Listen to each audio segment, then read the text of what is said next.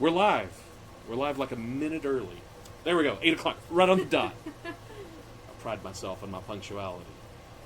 Hello, YouTube. I hope... Oh, there's a few people out there. Nice to see y'all. Let me know who you are. Say hi in the chat room if you would. Make sure that we can see what's going on. I'm Big Daddy Voodoo is what you know me as. I'm in my place, so today I'm Shannon. And I'm joined by Bailey. Howdy. Who travels all the way from upstairs. All the way. You were born and raised in Johnson City, right? I was, yeah. I never lived outside the city limits. That's me. Well, okay, I'm a fraud. First, let's start off with... We'll start off with a confession on my part. I've always, whenever I'm announcing or something, I introduce myself as the son of Johnson City. I'm technically the son of Jonesboro in Johnson City. You see, I was born in Johnson City. Johnson City Medical Center. Me too. I'm not going to say where we're at. We're in the Techno-Bohemia compound in the Jenkins wing. And but I was born about 100 feet from here, just down the street. Mm-hmm. And then we moved to Jonesboro. So I was a Jonesboro kid growing up. How long were you in Johnson City before that? Oh, I was in Johnson City till I was about 4, I think. And then we lived in a trailer down on Walnut Street. You know where the new oyster place is? Yeah. Literally right behind that is where I lived when we were born. I had a family house there, a trailer out back. Yeah. Grew up on the banks of that creek. Yeah. But then we moved at 4, and I was in Jonesboro until I graduated and moved out. But then I've been here ever since. So I'm technically a son of Johnson City. Technically. But not consecutive. That's okay. It'll be fine for this podcast. Okay. This video cast. We can call it a podcast. Web show, web series. The air conditioning. Oh, the air conditioning. I'm sorry. That's got to be driving y'all crazy. There we go. Thanks, Bailey. Yeah. We live in the Jenkins wing of the Techno-Bohemia compound. Is notorious for its air conditioning. Yes. I mean, or lack the lack of air conditioning. So we usually keep the air conditioning going till the last minute. And we have one more host to introduce to you. Come here, buddy. Come on. Come here. Come on. You want up here? You up here? Come on. You can do it. Go on, Verbals. You want up here? Oh, well, we got the puppy cam. We were ready for this. We were ready for this. So we're gonna go now to the puppy cam, and here's Verbals. Oh, I went to the wrong camera.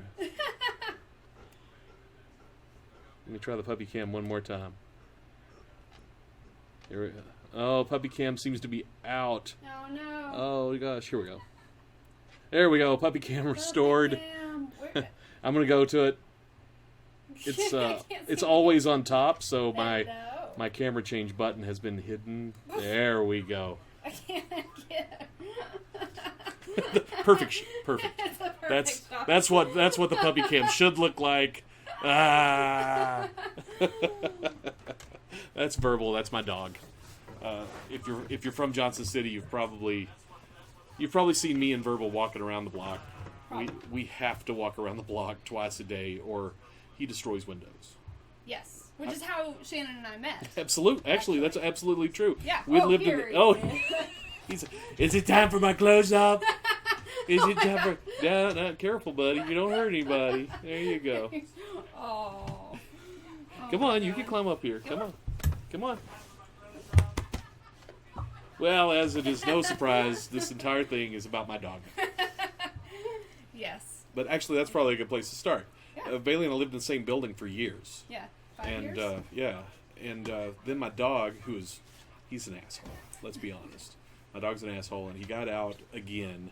And I had no idea I was at work, and I got a phone call from Bailey saying, your dog got out. He's with me, and I was out of town, I think. It took me a while to get back.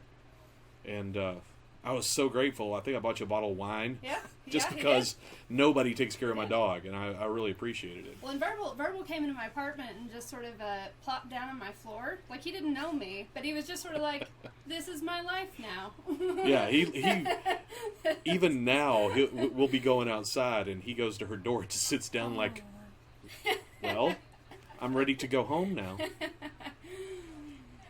So Verbal, this is the Verbal show. This is the Verbal show. We are just The standing street characters. pizza show. The street pizza show. We were walking down one morning. We were walking. It was down the alleyway right behind Scratch Pizza, which is may or may not be close to the Techno Bohemia compound, Jenkins Wing. And look, he knows we're talking about him. So here's my dog's butt. This is not how I envisioned this going. You need a white puppy stole. It's what I've always wanted. But he's walking along with a pizza in his mouth, and I'm like, how did you even get that, buddy? And then today we were walking again, and I turn around and he's got a pizza. He just pulls a pizza out of nowhere. Gosh, buddy.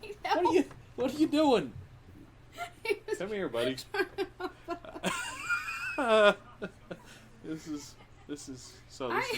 We're just gonna continue like this. Get out of here. Go on. That's enough. That's enough. We did not train him to do that. You've had your moment in the sun. Oh, what's the topic is the question. Well, so far it's been my dog's butt. Seems to be the leading topic right now. That's the thing. We're here to talk about anything. Yeah. Is there anything on your minds? If you're in the chat room, we appreciate you tuning in. This is an experiment. This is our prototype. This is I Trial run. pulled together all this stuff, and obviously immediately we realized this wall is not going to do it. So we're going to have to come up with another. I mean, everything else here is really slick. We've even got some. I should tell you about the other stuff we got. Let me go ahead and cue this up and make sure that it's active.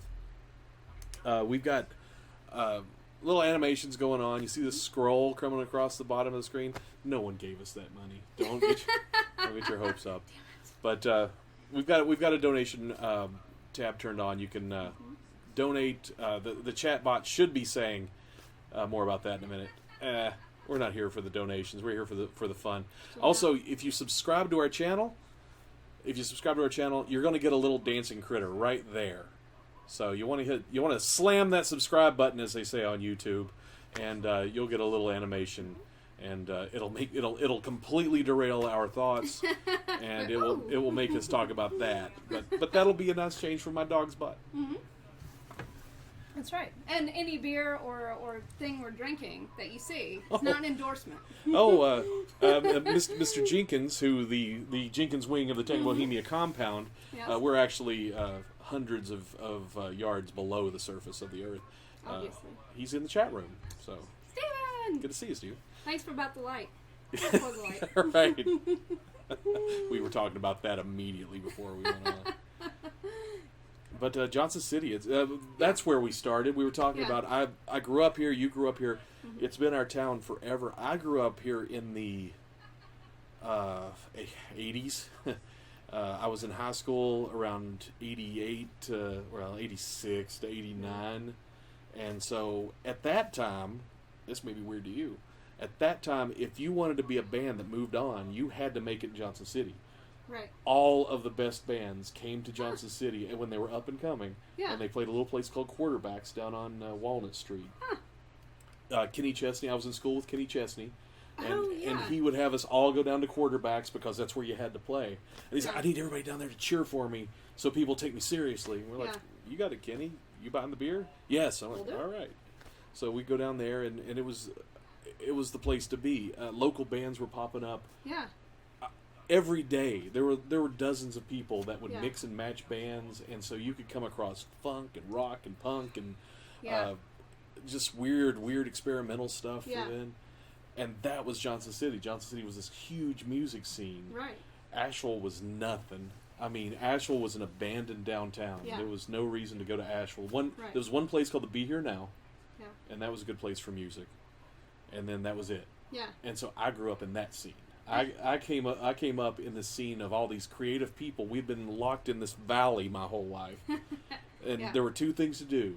Yeah, you could drink, or you could play rock and roll. Yeah, and I couldn't play, so I ended up just hanging out. $2 a pitcher, exactly. We would buy, especially at Quarterbacks. That was my place. We go down there and gosh. See, that's what's so funny, because when I grew up, it was the exact opposite. Yeah. Is if you wanted to be... We had a lot of music, and a pretty good music scene, but I just remember, as a kid, there's really nothing to do, and if you wanted to be in a band, you got out of Johnson City, and went to Asheville, actually. And of course now it's sort of evening out a bit. It's still weird to me when I go to Asheville and I see all these great restaurants right down Patton Avenue. I'm like, this is the place I would go, and it was just empty storefronts, and we would go to Warren. The only reason to go to Asheville, Warren Haynes, a guitar player for the Allman Brothers. Yeah. Every year, to this day, he has his birthday jam. And back then, it was just in this one. It was the one bar music place in town. Yeah. And I go there with my buddy, and it was empty. I mean, this is Warren Haynes playing no one was there. With Government Mule. They just didn't use the name Government Mule yet. But it was Government Mule, the lineup, and a whole bunch of really famous buddies of his in this tiny little former grocery store. Yeah. And it was absolutely no smoking, which was weird then. Yeah. And the moment he played his first note, everyone in there lit up pot. Everybody fired up a joint. So not that much different from Asheville. Yeah, it's pretty much the same. It's pretty much the same. Well, that's funny. Steve Martin's band plays in Asheville. I've heard that. Fairly regularly, from what I understand. I've never gone to see them. But do they perform under an assumed name, or is it? I mean, surely he's not just, hey, I'm Steve Martin, I'm playing today. No, I think his band does have a name. I don't know what it is. Because I hung out with Blue Oyster Cult one night, and I did. I was on the bus with Blue Oyster, or at the bar with Blue Oyster Cult, and they told me that they toured under a different name. They'd go to these little towns, and they just wanted to play. They didn't want to play their hits. They didn't want to be Blue Oyster Cult. Music. Yeah, and so they would perform as Soft White Underbellies was the name of the band, and they had T-shirts. I like that name better. Yeah, yeah, I thought it was pretty cool. Oh my god. Steep Canyon Rangers, Jack says. Oh, yeah, that sounds familiar. Yeah, I should go up and see him. I love Steve Martin. That's Steve Martin's band's name, because I see them. So.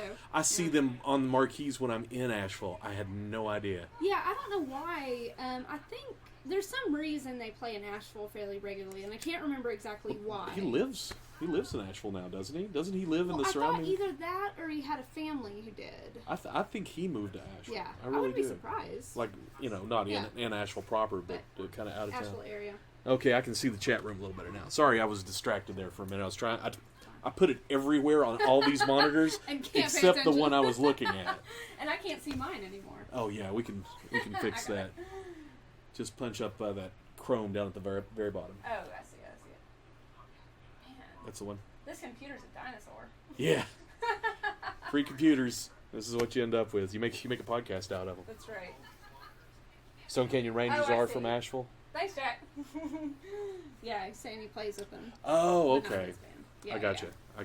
That clears things I'll keep an eye out. I'll keep an eye open for that, because his album with Alison Krauss a couple years ago. Yeah. This is going to make me probably going to be number one in Johnson City right now. I'm not too into Americana music. I love Americana music. I appreciate the musicianship. I have no problem with the personalities. I don't dislike it. It's not my kind. It's not me. It's not my kind of thing. You lucked out. You found the one Johnson City co-host who feels the same way. Oh, good. I love folk.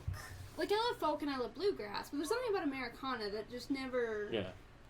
I never hear an Americana song and go, oh, that's fucking fantastic. Right. Like... And I have, but I think it was... Oh, here we go again. Let's go back in time. I followed bands in the 90s. Yeah. From 90 to like 99. My thing was...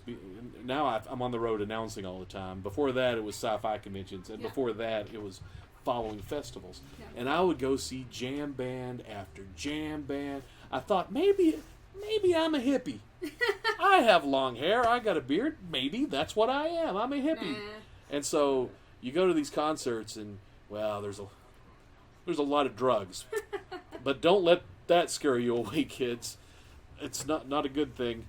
And there was a lot of good times. But one day, about 1998, I saw, who was it? It was an old metal band. I don't remember who it was at the moment. Anyhow, I was like, wait, I'm a metal fan. I like the idea of you having this huge epiphany It's what it surrounded was. by hippies. That's it. Oh, everyone wearing headbands. I've got like one little bead. It's a pitiful little bead. I like the idea of you like ripping open your shirt to show like a Iron Maiden. Yeah, an Iron Maiden t-shirt. I'm like, I get it now. That's it. And I was like, oh, this is who I am. I understand why I didn't fit in with anyone, and I fit in with the metalheads who don't fit in with each other. It's just a. It's like the. It's I like forget the the drawer. point of that. The drawer you have in your kitchen that everyone has in their kitchen. That's it. That's for nothing. Right. I No reorganized. particular thing. Oh, somebody subscribed. Yay! That's what that bleem was. I keep every time I hear the bleep, I'm like, but that's someone subscribing. Thank you. We appreciate it. We'll, if enough people like this, if there's a good response, if people are interactive, like I said, this is a prototype, so we might move this on to its own YouTube channel, give it its own address, its own webpage, and that kind of stuff. But right now, I'm a YouTube partner with my Techno Bohemia channel from 10 years of videos. And I figured, why not? Use it. Yeah. It gives us a lot more storage than you normally get. No reason to jump the shark. Right. Sorry, but back to where I was before. The Americana never got to me, so I never really hung out. And I don't really hang out in Asheville a lot, and I'm terrible. We have at least 2 of the best listening rooms that I've ever been to. The Down Home was the gold standard in good music, Americana, bluegrass, traditional roots music. Willow Tree, before Willow Tree, I would run into Terry, and she's like, listen, I have some bands you have got to see. And she would list off who's playing and where they were, and at first I was like, I don't know, Terry, I like music, but then every band that she told me to go see was absolutely incredible. Even if it's not, that was where I was leading. Even if it's not my kind of music, every time Terry would recommend something, I loved it. Yeah. And so when she opened Willow Tree, I was like, wow, Johnson City may be shifting back from that point where, the 90s destroyed the music scene in Johnson City. It was us. Us kids from the 80s that were like, hey, music! In the 90s were like, what do you mean I gotta have a job? Oh, I can't pay these bills. Oh, geez, I don't have time to drink. We went straight to the cocaine. Gotta get going. Well, yeah, nowadays, I mean, really, with especially with Willow Tree, you can walk into any sort of coffee shop now, really, in Johnson City, throughout the week. That's true. And usually find something, even Acoustic Coffee House. I left out the Acoustic Coffee House, and I was wrong, because consistently they have had great music. Yeah, I have never heard a bad band at Acoustic Coffee House. Oh, I could tell you some bands. I'm leaving out, open mic night. I'm leaving out open mic night. But mostly, when I walk in there, it's fucking amazing. Yeah. And Willow Trees always has amazing music. Right. But you're right, and that's the strength of it. And just because I had to do my, I consider myself a metalhead. I love all kinds of music. Yeah. But there is such a richness of that sound in town, that roots music sound. Because it's so Appalachian. Yeah. And I've spent my life going against tradition. I don't set out to do this, but I like things that have a different twist on it, a different take on it. One of my buddies. Oh, I should have asked him to just come and talk with us on Skype. Okay, he'll be back. I will get him if we keep on. If you folks like this, Paul Ravenwood. Mm-hmm. He's a buddy of mine. He works at ETSU. He is a worldwide distributed. Okay, how do I phrase it? Doom folk metal artist. That's amazing. It started off as this atmospheric, like the music you hear in the back of a Saw movie kind of stuff. Yeah. But for him, it's intensely personal. He plays every instrument. No one helps him. He doesn't have a band. Yeah. He crafts this in his house.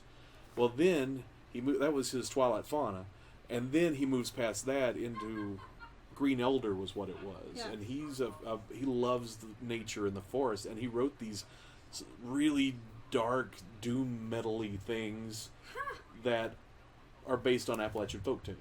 That's so interesting. It's fascinating. He's such a great guy. He deserves Yeah. all the success. But this is where Johnson City comes in. Yeah. Here's the Johnson City part of that, because nothing comes without a price in Johnson City. Most of his stuff are cassette splits. His distribution in his culture of that doom metal, they Yeah. take cassette tapes, Yeah. they split one side him and one side another group, and they're insanely popular. They're sold individually, and they sell as much as his albums and his cassettes, old-fashioned cassette tapes. I mean, I have an old car, but I don't even have a cassette tape No, player. and I don't know how many times he and I went around on that on the fact that the cassettes. I spent all of the 90s trying to get away from cassettes because I was an audio guy, and I'm Yeah. like, these sound terrible, they're hissy, they don't work, they click. Yeah. But that's what they distribute on, and that's what makes them happy. So, I mean, he's making some bucks at it. So more power That's to him, so you know. fascinating. Yeah. The only cassette tape I still wish I had a Barbie cassette tape where the whole cassette tape was John Denver covers in a Barbie voice. Wow. And I remember listening. I kind of want to find that. I know. It was amazing. And my mom made me stop playing it because she loved John Denver. And after he died, she was like, not only I will not have this sacrilege in my house. Yeah, she just couldn't handle it. But, man, I wish I knew where that was. Yeah. That'd be amazing. I've never heard of That has that. nothing to do with Johnson City. It's just I'm sure it had everything to do with Johnson City. I mean, Hey, it's Biller. Cassettes are making a comeback on the West Coast, he says. is He it says because the hipsters? he says the source is his cousin's band in Oregon. Actually, we need to turn that off. There's a little mute button all the way on the far. That one? Oh yeah, that's it. You know what you're doing. Let me keep out of your way. Sorry if you heard that little echo. We were getting a little loud in our own room. Yeah.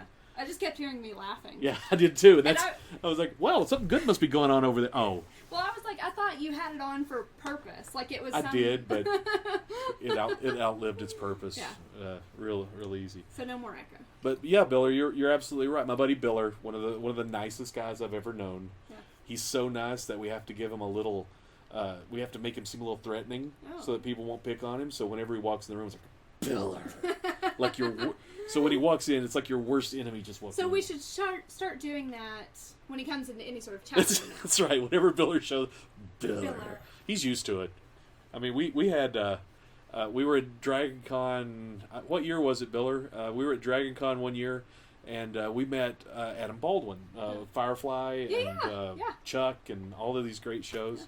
And Biller and Baldwin ended up hanging out, and I said, Baldwin, you said his name wrong. Don't call him Rob. Look at him like he's your worst enemy and go, Biller. And so I had Adam Baldwin right in my face going, Biller. It was one of the greatest moments ever. Oh my god. Baldwin would come up to me every time he saw me and slap me right in the small of the back, and I would just go straight to angry. So speaking of cons, you're doing RobCon this weekend, Yes, right? speaking of local stuff, That is a Tri-Cities. local thing. I'm doing RobCon. I didn't do it last year. I did it the year before that. I did most of it the year before that. And it's before that, I've just been an attendee. I just gone and hung out. Announcing is one of those things you have to kind of build your street cred even locally. And so they asked me, and they were pretty happy with me. And so this year we're gonna have a lot of fun at it. But yeah, RobCon is an old. People don't realize how old RobCon was. Yeah. It goes. Does anybody know how old RobCon is? It's in the chat room. To teach everyone how to make the Biller Killer. You were there. Yeah, the Biller Killer was a drink. I'll get back to the Biller Killer. Let's talk about RobCon. The Biller Killer. I have the last swallow of the rare liquor that it takes to make a Biller Killer in my kitchen. So we could make a Biller Killer. We could. In fact, maybe that'll be in the future. If Biller sticks around, I'll make a Biller Killer, and Bailey can try the Biller Killer, and we'll see if we were just a bunch of drunk assholes at Dragon Con, or if I actually came up with a good drink. I mean, I can already probably tell you that, yeah, you were. It may still be a It's good about drink. 50-50. Yeah. But RobCon. RobCon. I started going to RobCon in the 90s, was it? I mean, I swear it was a long time ago. It has to be minimum 10, 12 years. that they started doing it. It was at their stores because they own Mountain Empire Comics. They've got the Mountain Empire in Bristol, and they got the one just up the street from the Techno Bohemia compound, Jenkins Wing. And he and his partner own the two stores, and they're one entity. Right. And they would have RobCon, which would be when both stores put the comics out on the sidewalk and invited artists up. Well, it grew, and people started doing it, and so then they closed off the entire 8th Avenue in Bristol outside the comic shop, and they were having cosplayers and dealer booths just like you would at a normal con. Yeah. Well, then about 3 years ago, he went all in. They get Viking Hall, and the basketball arena is full. The entire floor of the basketball arena is dealers, and then the upper level that goes all the way around, dealers. The stage at the end of it is where they put the celebrity guests and the artists, so you go up the steps and you can walk through and actually meet the artists, buy their wares. And we have the costume contest right there on the lip of the stage. They keep just enough room so that everybody can crowd in amongst the dealers. And that's the best. I love costume contests. Now, did they do it at Meadowview Convention Center for a while? No, they haven't done it at Meadowview as far as I know. I got invited to one RobCon Maybe they 3 did. years ago. And I thought it was at Meadowview. But... No, I can tell you 3 years ago it was definitely not, because I did the costume contest. Maybe 4, because I didn't have anything to do with it that year. Meadowview Convention Center is like a ghost town. It's the creepiest. It's like a Shining hotel. There's somebody else. You see what they said? I can't read. Oh God, it's Biller. Talk about your local celebrities. He's the local celebrity you didn't even know you had. Bristol Mall. Maybe. Well, oh, yeah. Yeah, I remember seeing the flyer for that. Yeah. That was some time ago, but yeah. But he just slowly grew it, and Charles Vest, I don't know if you're into Neil Gaiman's work a lot, but Neil Gaiman, he kind of made his name largely on the back of a comic book series called Sandman. Right. One of the illustrators, Charles Vest, illustrated some of his books after that, and then he did Stardust, and he did a lot of his own stuff. He's a brilliant illustrator on his own. Yeah. One of the I have a Charles Vest story that involves Biller, by the way. This is not the Biller cast. We already kicked Verbal off. Yeah, that's right. And if Biller came here, he'd be climbing all over the couch, too. Up here. He'd just curl right up behind us. Like, dang it, Biller. Oh, my God. It used to be just a little theater next to his Bristol shop, says Chad. Okay. Oh, it was a little theater. That was the Paramount, Chadley. That was the Paramount that, honestly, one of the best little cons we ever went to. I was with Chad at this thing. One of the best little cons I ever went to was Rob had set up at the front of the Paramount. Yeah. And you could go inside, and they had movies running. Yeah. And there was no charge. I don't think there was a charge at the time. Nice. I bought a stack of comics along with. Oh, I wish I could get it real fast. It's right over there. But one of the greatest comics. It's a Lost in Space comic. Yeah. It says "Mission from Uranus." So juvenile. Verbal chewed it up. Verbal chewed it up. He destroyed it. So I bought another one on eBay. So I got another one over there. Well, so what's ETSUCon? Oh, now ETSUCon started, I don't know, 5-6 years ago now. Yeah. And it was started as a student organization. Gotcha. I want to drop names and say who I think did it, but the moment you drop names on something like this, get in trouble. I don't know the inside stuff, so I'm not going to drop the names of the people that I know. But the original people that made ETSUCon, it was very simple in its initial incarnation. They just had a couple voiceover actors, and that was it. But then a couple years ago, they had a great costume contest in the Culp Auditorium. Yeah. They had breakout panels with more voice actors, but then they had, in the cave, their big screens, they had speedrunning games, which is where you play the game all the way through as fast as you can. Oh, yeah. And it was like, these were competitive speedrunners. Yeah. I'd never seen that in person before, and they're intense. Yeah, I've only seen the videos. Yeah.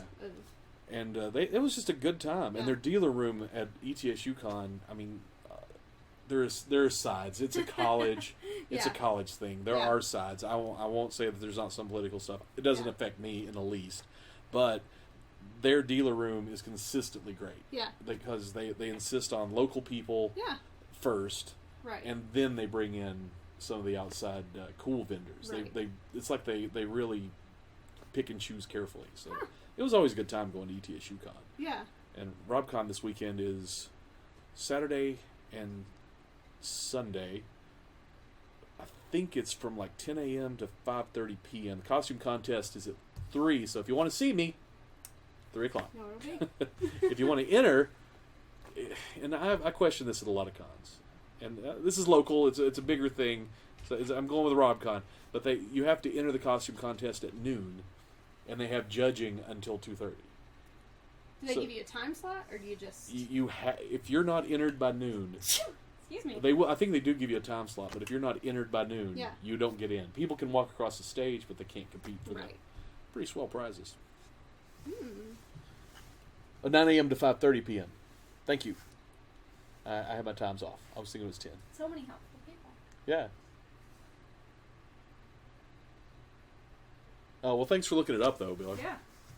I appreciate it. Yeah, I'm embarrassed that I've never been to either. It's one of those things, and okay, so let me pull out my soapbox.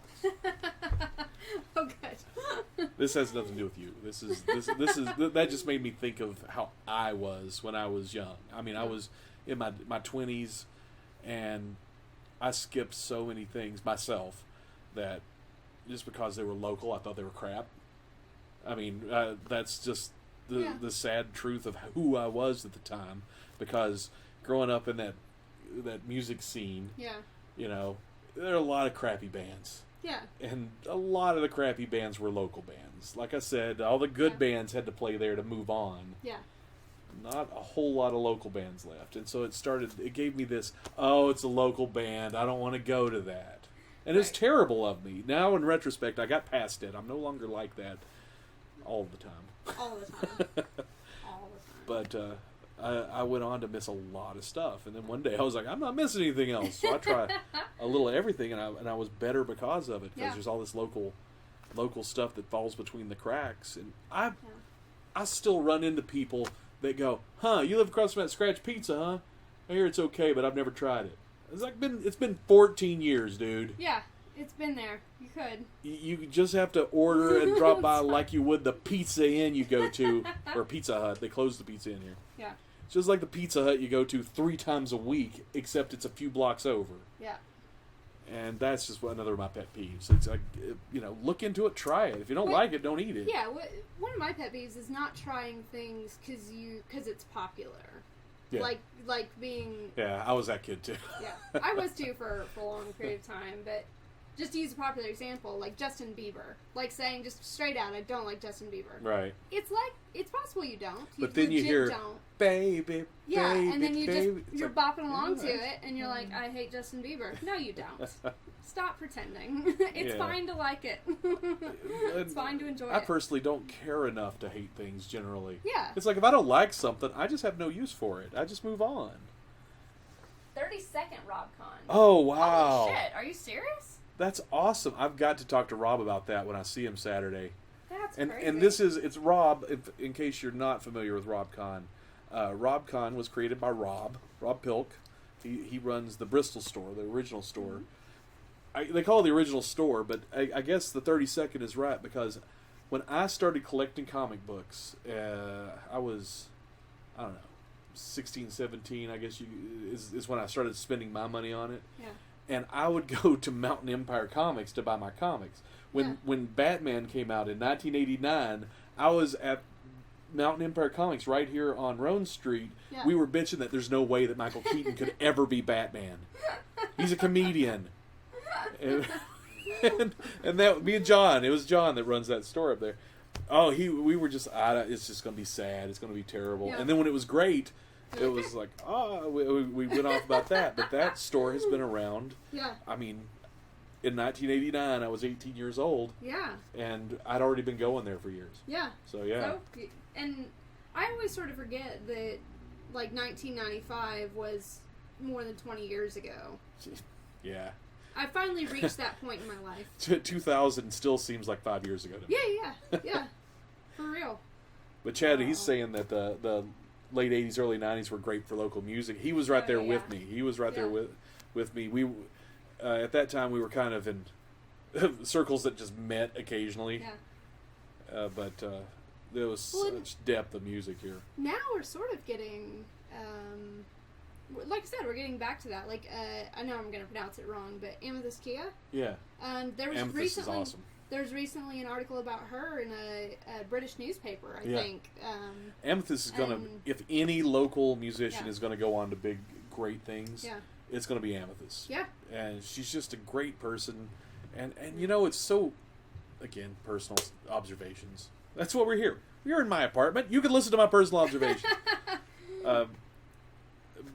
And with her and with so many other musicians and creative people I know, I'm like this. There's a certain introversion that you get, and we have trouble getting outside of ourselves when we're around a lot of people. And I've talked to Amethyst about it, about how you just get surrounded by the crush of people wanting to talk to you. Yeah. You have to shut down and hide away. So it's really hard to get to know her, but she is just awesome. Yeah. You can see where that music comes from when you really talk to her. Yeah, and I remember. Do you know This Mountain? Oh yeah, yeah. Actually, the drummer used to live in your apartment. Yeah, he was a friend of mine. We had mutual friends and used to live there, and they're doing great too. I mean, I think it was Blue Plum the year that they first started really playing around. Yeah. You know, they played little gigs. They played. I can't remember what their name was before This Mountain. Right. But they played for a year or two as that name. And as they became This Mountain, they played it was the first Blue Plum where they had the big stage. Yeah. And then they had the little stage. Yeah. I mean, a proper big stage. And I think they were one of the only local bands that played on the big stage. Yeah. And I got to introduce them the year before that, before they made it to a big stage.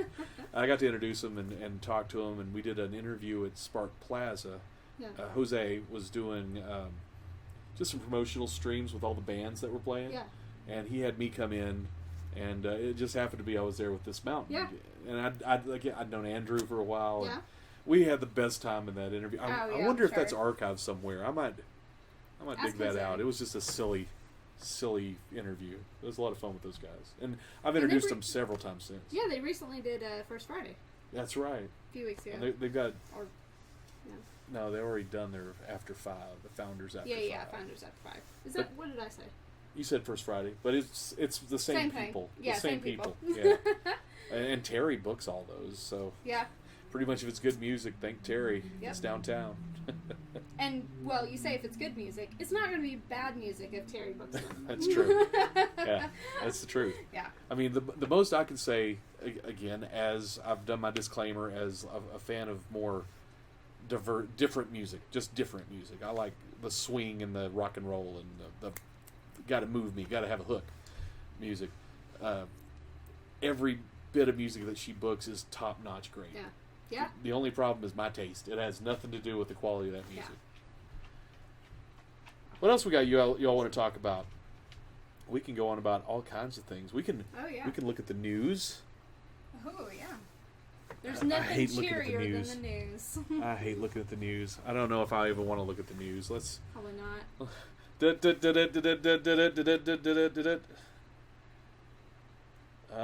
No. Oh! What? Barley Waters is bringing craft beer that's the one to I was downtown telling you Johnson about. City. You just yesterday. Day Day before before yesterday. yesterday. Yeah, yeah. We were downtown, and Bailey had heard the hubbub that there was a new tap room. Yeah. And it's going to be in the old Jones. Well, it's an old bank building. Which bank building? First Tennessee? Is that what I think it might be. I call it the old Jones Vance building because it was the Jones Vance for 40 years. The Tennessee National Bank building on East Main Street. That's at the corner of East Main and Spring Street. It looks like it's going to be a pretty fancy place. 200 beer varieties. I didn't know that. I haven't read the article yet. That counts 6-packs and cases and stuff like that. It mixed in with the 32 taps. Nice. I mean, Atlantic is not... The great thing about that is Atlantic is not worried in the least because they specialize in local stuff. And won't they have local stuff? They're going to have local stuff, but they're not going to specialize in local stuff. Gotcha. They're going to be more like the Mellow Mushroom, Right. Uptown, which I go there sometimes just because they have such a fantastic selection, and I'm a variety fan, so I like just going through the different flavors. Yeah. And I can see that being really dangerous, being within Oh my God, a I short know. walk, Yeah. a short walk of home, Yeah. next to the new Cuban restaurant. Oh my God, I know. Do you know when they're gonna open? No, but I do Oh my have God. their Facebook here. Let me look it up real quick. It's I'm dying Sabores. for some good Cuban food. They started off in Jonesboro. They were on Main Street. Right. I keep forgetting that. And They they were doing okay, but they wanted that downtown Yeah. traffic. Well, it looks gorgeous. I was walking downtown earlier today, and The- that patio looks that amazing. patio, the Oh my work they've God. done on that patio is great. The inside's a weird blue color, though. Oh, I've not seen the inside. I've been to a lot of Cuban restaurants, and they're often bright colored and such. and But this one's blue. it's like so blue. It's like more blue than this. This is pretty blue. This is really blue. When I moved into the Jenkins wing of the Tech Bohemia compound, they heard that I worked at ETSU, so they're like, Ah, "Blue and gold, you're welcome." where's the gold? It's in the kitchen. Oh, that's right. It is the kitchen. Oh my God, yeah. I didn't even think about it. Oh my God. I was like, oh, it's ETSU colors. That's great. Full disclosure, I work for ETSU, and I really don't have anything else to say about them. Oh, Randall. Jamie does. Oh, I'm sorry. Is in. Jamie! I turned off my... I was I trying know, to I find stopped some information on looking. Sabores. Rand. That's true. That's true. Randy is the show. Whenever he's in a room, and the best... Still have the paint samples. Thanks. I need some. I do need some touch-ups, as you can see. That's my landlord, Steven. Yeah, it's... Yeah. I don't know when that happened. It was. I think I put some chairs here, but I'm sorry, Jamie. Randy is. Oh, let's just talk local collar, shall we? I mean, they're those guys that you know. It's like I went down to Hideaway and I talked to Todd, and everybody in the room goes, "Oh yeah, we know Todd." I was down at. I was down at Everett's, and there was Randy. And everybody knows who Randy is. You met Randy? Yeah, I've met Randy. Everybody's met Randy. And the best is when Randy's standing there minding his own business and Jamie finds some way to work in the phrase that Randy ain't got no girlfriend.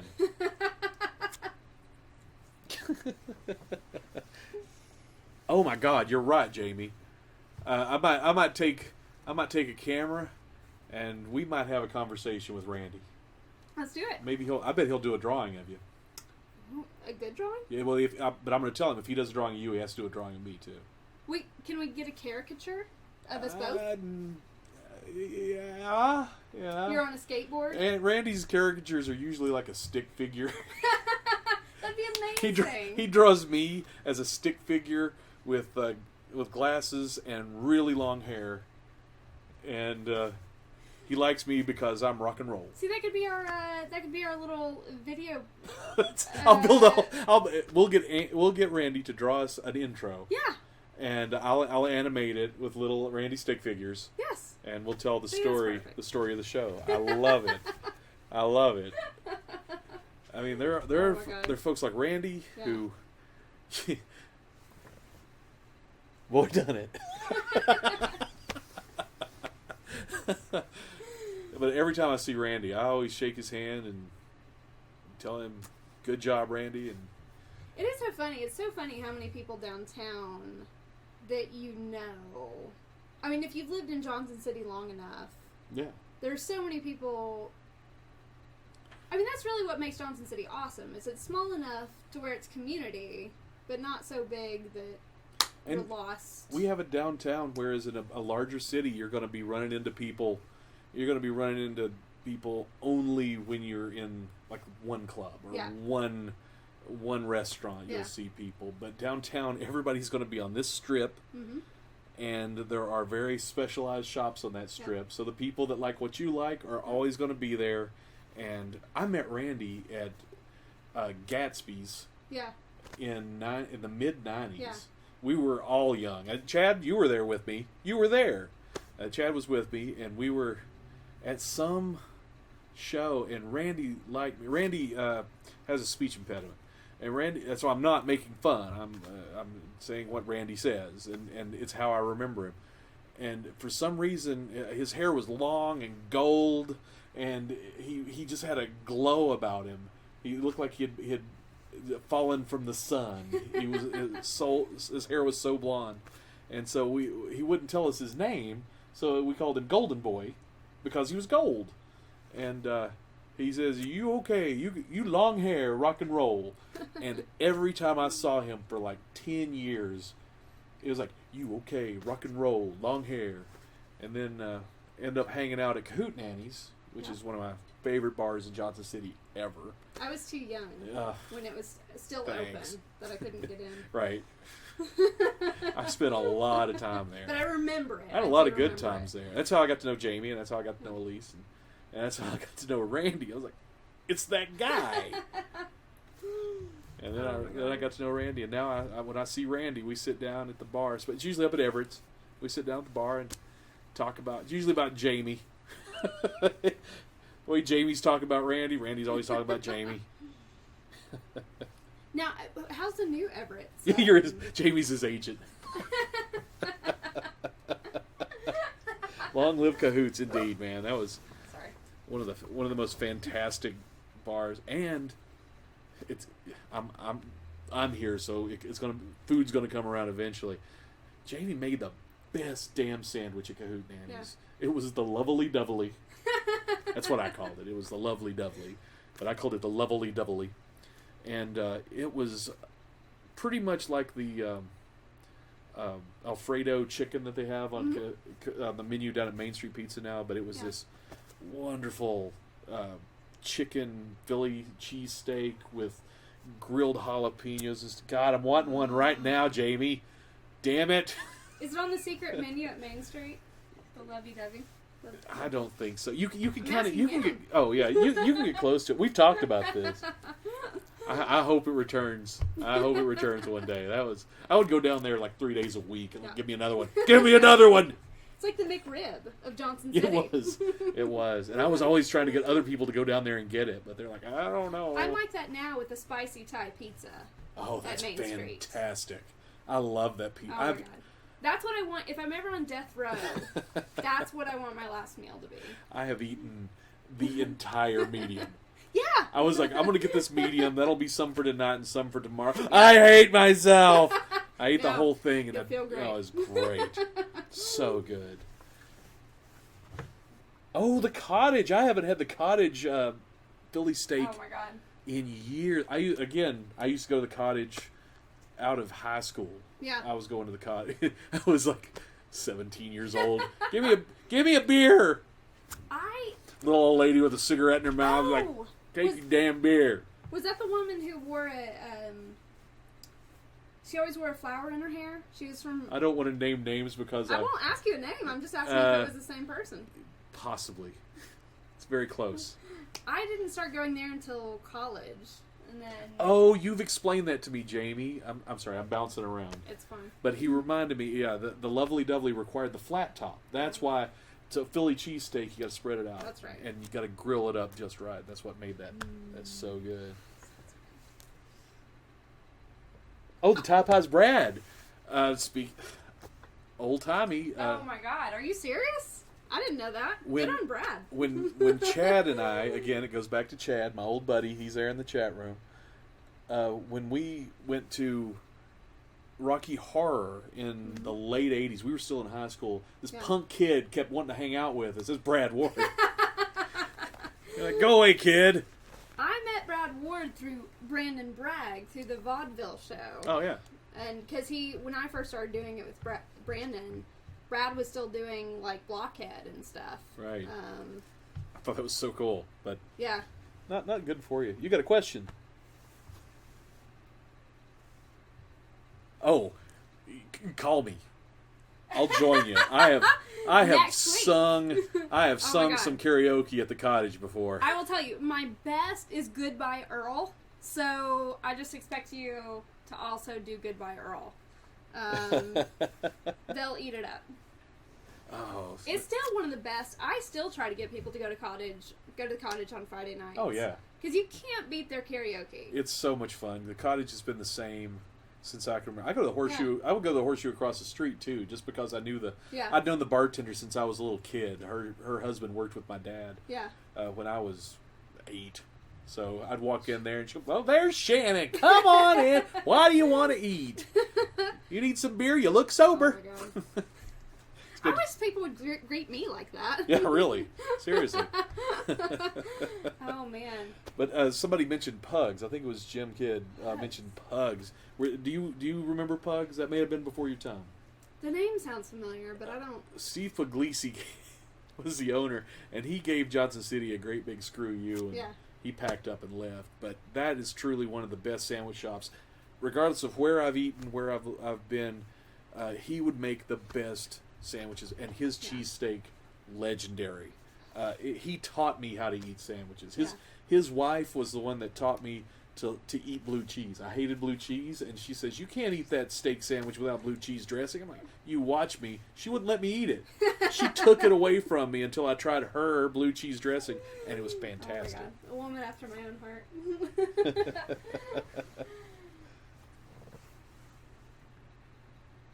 Joe Corso.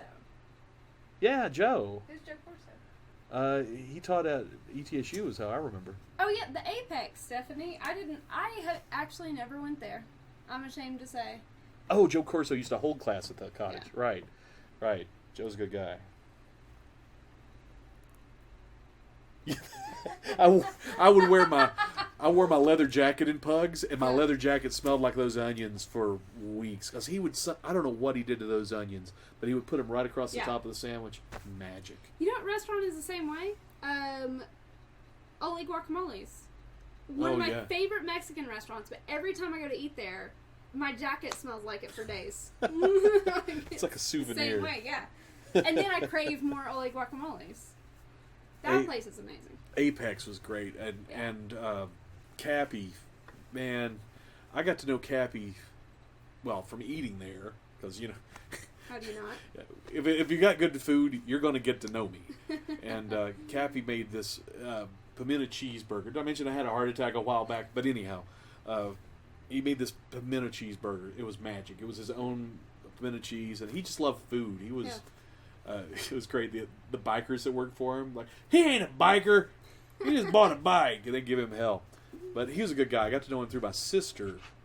She and her husband were good friends of his just before he died, and so I got to know him at the tail end of when he was healthy. And boy, he fought hard. But I miss that guy. Mm-hmm. He was a cool cat. I liked him a lot. That stinks.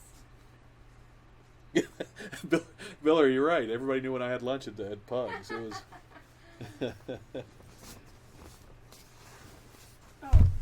My car ended up smelling like it. Gosh, we're almost at the hour mark. I know. We got about 10 minutes left to go. Mm-hmm. The dog is falling asleep. Well, earlier, like 20 minutes ago, he started grooming very sexily. Well, and I was like, being a dog, if you can't lick your balls, what's the point? I know. I think our camera's been slowly tilting up a little bit. I've made our tripod out of a couple industrial clamps. It wasn't that. I was noticing a minute ago. This artwork was by in the chat room, Chad Fraley. He drew that in an art class once, and I loved it. It's an Elvis holding the eyeballs of a bunch of little Elvis. Elvi. Yeah, man. But there's so much to talk about here. I mean, I know, that's the problem. And especially thanks to you all, because you reminded me of things that I hadn't. It just starts the association, and that's part of the fun of this. I mean, there are problems. I mean, here at the Tegbo compound, Jenkins Annex. Yes, the Jenkins Annex. We, it's a great neighborhood. We're right here. It's fantastic. There's really no other place I want to be. No. But the real world is encroaching on us from all sides, and so the dark places on the street are getting a little darker, and I mean that. I didn't used to worry walking my dog at night, and now it depends on the time of night. Yeah.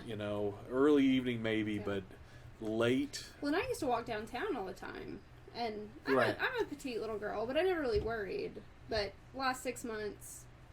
I'm a fat ass, and I kind of worry sometimes.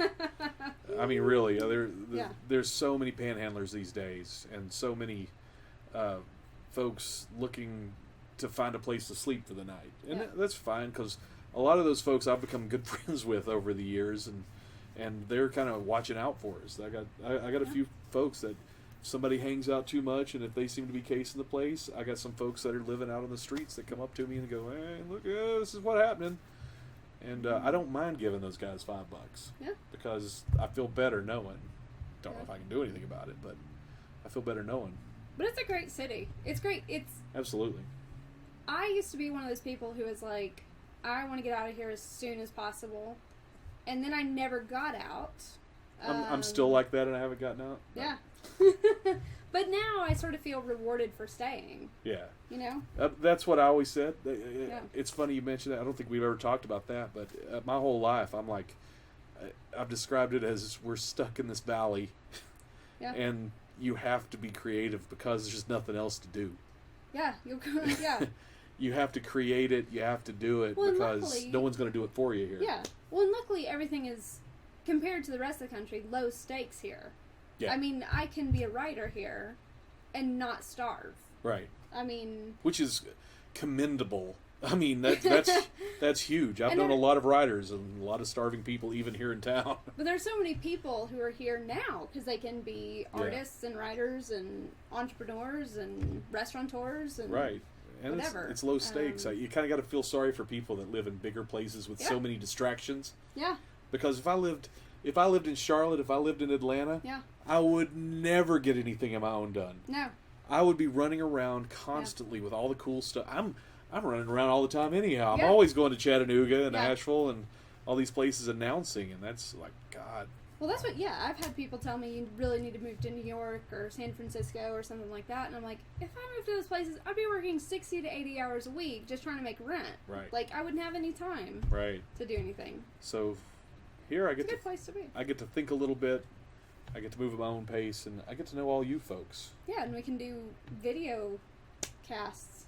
Yeah, and we'll do this again. We'll do this again next week. Mm-hmm. Thursday, you think? Sure. So, if you guys like it, please leave comments. Hit the subscribe button. Right on my page, right on Bailey's page, you can find me at, you know where to find me, Shannon D. Brown on Facebook, or Big Daddy Voodoo is my page. You can also go to the Techno Bohemia page, which is, again, just kind of the catch-all I'm using right now since it was already in place. Where can they find you, Bailey? Bailey Elizabeth at Facebook, Elizabeth with an S. I'm at BaileyWrites.com. So if you really want to send me stuff, send it through there. Oh, that's right, yeah. And I've got BigDaddyVoodoo.com. Yeah, that's pretty much it. But let us know. We need the feedback. We need to know if you had a good time, if you like it, because... If you want us to keep doing it, thank you, appreciate it, Jamie. If you like it, if you want to keep doing it, if you want us to keep doing it, we're glad to do it as long as we have things to talk about. And we'll always find something to talk about. I'd talk for a living. So we're right at 1 hour. We got about 2 minutes left. Anything else from the chat room? Anybody else want to say Biller like he's your worst enemy because it'll make you feel better? We'll try if you all come back next week, we'll make the Biller. I'll make the Biller Killer. That's right. The Biller Killer. That's right. I'll make the Biller Killer. So you have to come for our react video. We have 1 minute. I'll tell the story of the Biller Killer real quick. We would go to Dragon Con, and when you go to Dragon Con, you take all your booze and you put it on a table in the room. Everybody brings their own booze, and everybody just mixes and matches. I consider myself a foodie and a mixologist. I love good drink and good food, so I start mixing things up, and I come up with this drink. It had a few ingredients that were very common, and one weird schnapps kind of stuff. It was made from an actual fruit that went out of business. It hasn't been made in 10 years. The fruit's been out of business? Yeah, the company that distilled this fruit into this liqueur are gone. Yeah. It doesn't exist anymore. So you cannot make the Biller Killer. And I have the last tiny drink of what it takes to make a Biller Killer, and we'll do that next week. Mm-hmm. Oh, you're welcome to sponsor whatever you like, Stephanie. We will put your banner right across Bailey's forehead. I'll get it tattooed. It'll be right there. For tattooing, it's going to take a little bit extra investment, but we'll work something out. My luck, I'll get it tattooed on my ass, and I have to stop talking. Every 5 minutes. And keep turning around and flashing my ass every few minutes. And here's a message from our sponsors. Huh? That sounds amazing. No, we appreciate it. We appreciate it. I've been talking to some other people that like to support it, and there was supposed to be a donation button. It doesn't look like the bot was working in the chat room. We'll work something else out. We appreciate y'all, and we'll be back again next week. Yep. Okay, let me find the button. Let me find the button. I'm an old man here. Let me find the button. Here we go. Here we go. And good night, everybody. Bye. We'll see you next week.